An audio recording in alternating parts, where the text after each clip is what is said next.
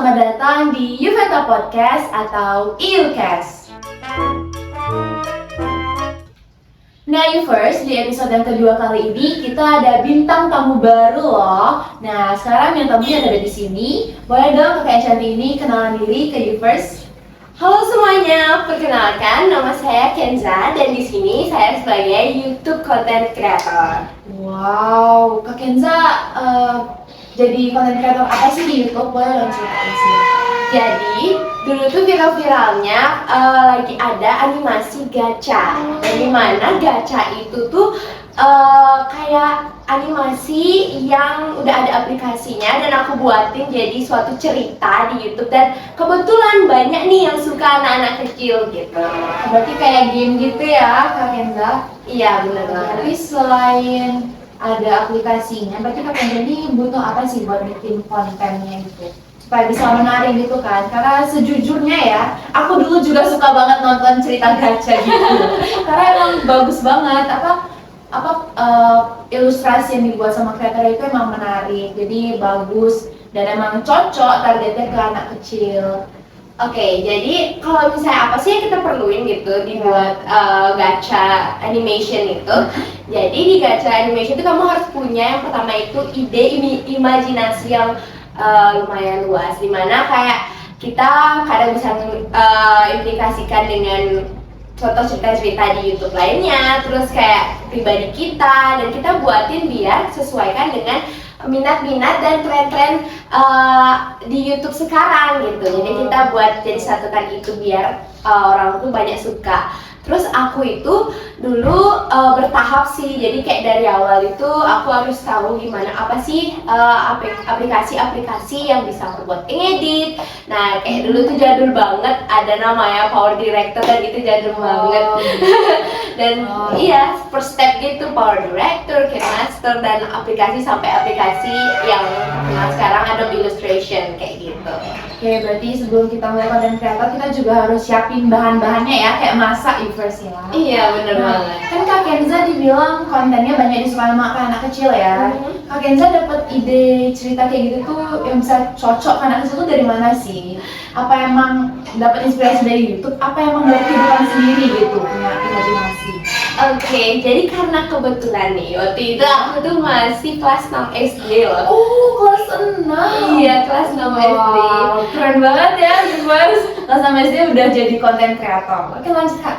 Jadi kelas 6 SD itu aku kan lebih setara lah sama target-target penonton kita gitu. Jadi aku nonton pas SD sih. Aku menyesuaikan dengan minat, dengan ide menarik aku, dan aku buatin suatu cerita aja gitu, dan wow kok viral nih kayak gitu. Oke, jadi karena Kak Kenza bilang ini ceritanya bagus, jadi anak-anak yang sepantaran Kak Kenza itu juga suka gitu ya sama ceritanya karena emang relate gitu ya? Iya, relate gitu.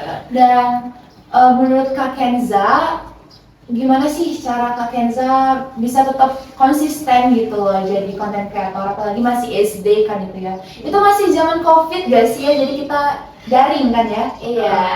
Justru waktu itu pas daring itu yang punya banyak waktu untuk kita lakuin animasi itu. Tapi kadang kan walaupun daring kan adalah tugas-tugas itu. Iya. Jadi kayak aku biasanya kan waktu itu masih kecil, jadi aku menyesuaikan dengan ya udahlah aku ngerjain sesuatu yang urgent dulu, misalnya kayak tugas-tugas itu aku kerjain duluan, baru aku kerjain itu animasiku kalau lagi istirahat atau apa.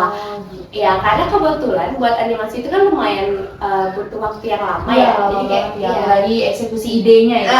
Bener banget. Jadi di sela-sela waktu istirahat biasanya aku biasanya ngedit itu, dan kadang juga ngeliat ilustrasi dari pas lagi scrolling IG gitu. Nah di sana waktunya aku untuk cari ide-ide kayak gitu. Oke, jadi Kak Kenza ini selain bisa fokus jadi content creator, ternyata dia juga tetap prioritasin sekolahnya ya teman-teman. Jadi nggak cuma fokus sebagai content creator, karena ngasilin duit gak sih Kak? Jadi content creator itu aku belum pernah coba nih jujur. Boleh dong coba cerita. Jadi untuk jadi content creator is ya sebenarnya tuh rahasia itu ya ngasilin duit, dan sekarang banyak orang tahu kan kalau itu ngasilin duit gitu. Jadi dimana apa namanya tuh kita itu, kalau saya sendiri ya waktu itu bisa menyesuaikan dengan jumlah viewers dan subscriber kita. Jadi kayak dimana kalau misalnya viewers kita itu makin banyak, maka lebih banyak nih lumayan peluangnya dapat duitnya gitu. Berarti bisa sampai 2 digit ya?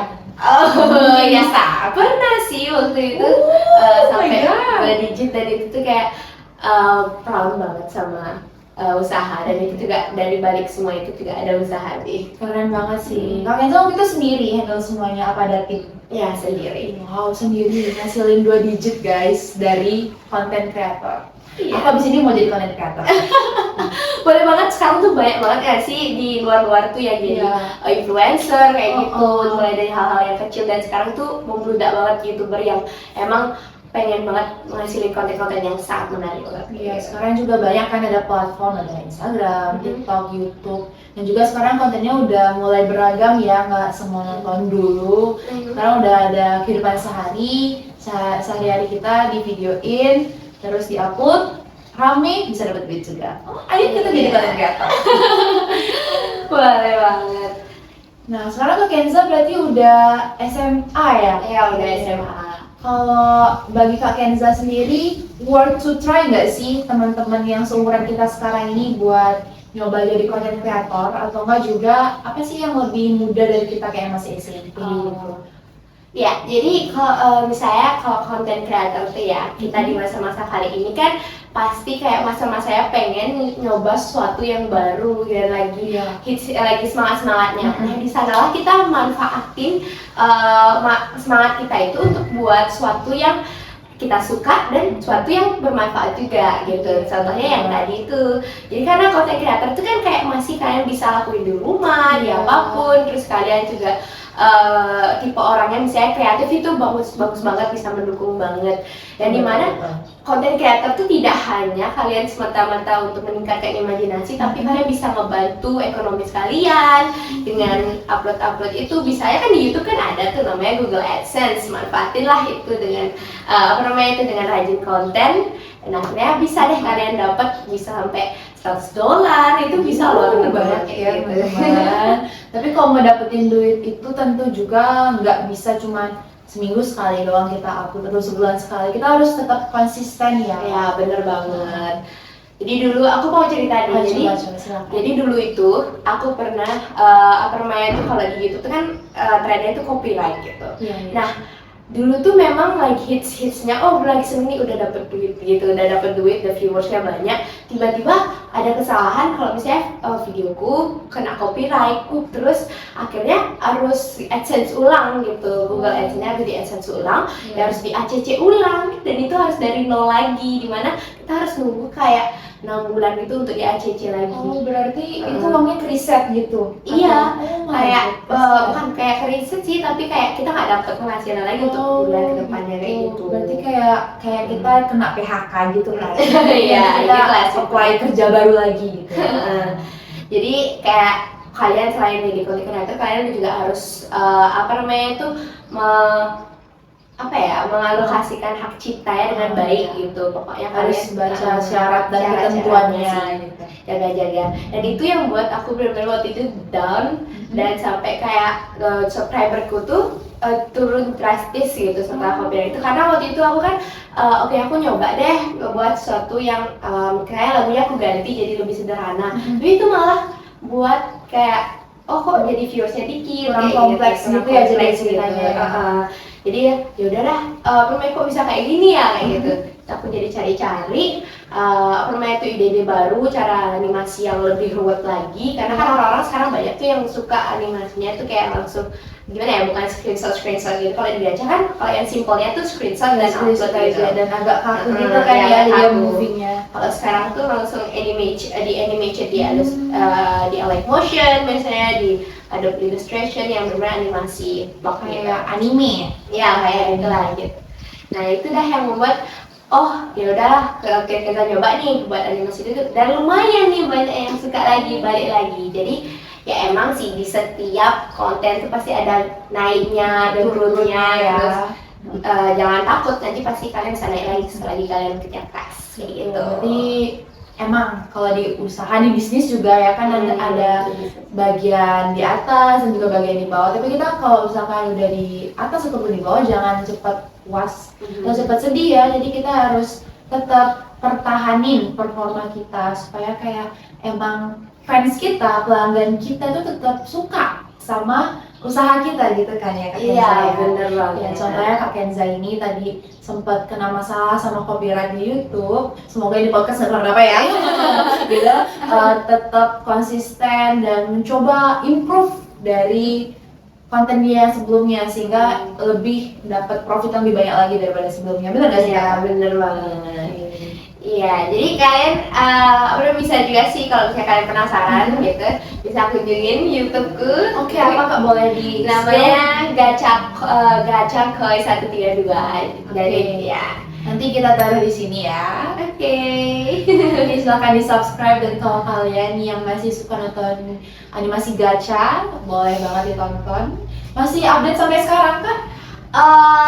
Maunya lagi back sih, Maunya back lagi, jadi stay Iya, tune ya guys. stay tune, dan update-nya pasti di IG ya, dapat di IG. Kayak IG-nya juga sama username-nya. Beda, ada di YouTube-nya nanti. Oh, sudah ada YouTube-nya. Oke. Oke. Boleh dong 1-2 kata terakhir deh buat viewers yang habis nonton podcast ini jadi terinspirasi buat jadi content creator. 1-2 kata ya. Iya. Oke. Lebih boleh. Oke. Just be consistent on your goals, like that. Yes, that's it. Terima kasih Kak Kenza ya sudah Iya. mau berbagi pengalamannya mengenai menjadi content creator sejak usia muda, sejak SD guys sampai sekarang SMA, mau lanjut lagi buat usaha content creatornya. Jadi buat para viewers, kalau kemarin kita udah bahas gimana cara ngelola bisnis yang di kuliner dan beverage. Sekarang kita lebih ke modern, di mana kita menjadi digital content atau content creator. Jadi segitu aja ya podcast kali ini. Kita sampai jumpa di Ucast selanjutnya. Bye bye. Bye bye.